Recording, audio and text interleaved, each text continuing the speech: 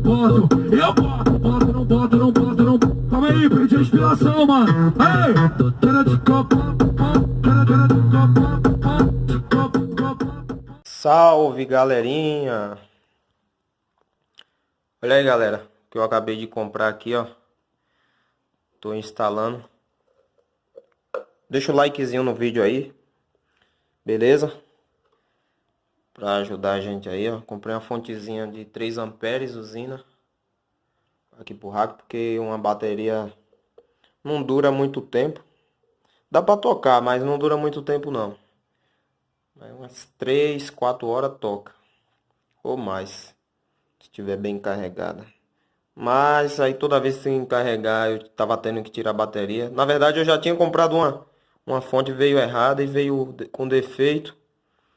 Aí eu troquei por essa aqui agora, eu tô instalando aqui, ó, pra ver como é que vai ficar. Deixar ela aqui nesse espaço que tava sobrando aqui. Acho que arrumar aqui, mas o negócio já colou. O rackzinho sem fio aí. Eita porra, ficou torto. Vou tentar tirar aqui.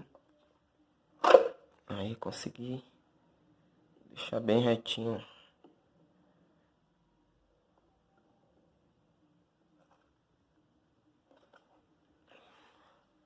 Pronto, ela vai ficar ali, ó. Já era.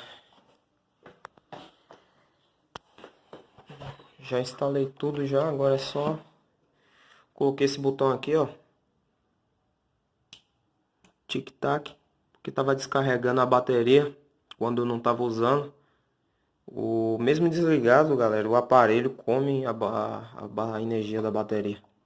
Aí eu coloquei esse tic-tac aqui, que é pra ele não gastar mais a bateria quando eu não estiver usando. Aí quando eu vou usar o rack, eu ligo aqui, ó. Aí eu vou e ligo o CD Play. Tá instalado aqui, eu vou fechar agora e vou testar.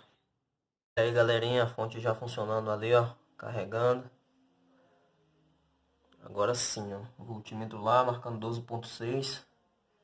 Porque tá com a fonte, né? Se tirar ele abaixa. Eu coloquei, fiz um lugarzinho aqui, ó, pro cabo passar. Ele vem mais se quiser puxar. Eu vou deixar assim, né? Depois é só jogar pra dentro. Entendeu? Agora sim dá pra tocar de boa. Com a fonte aí. Beleza? É nóis, tamo junto.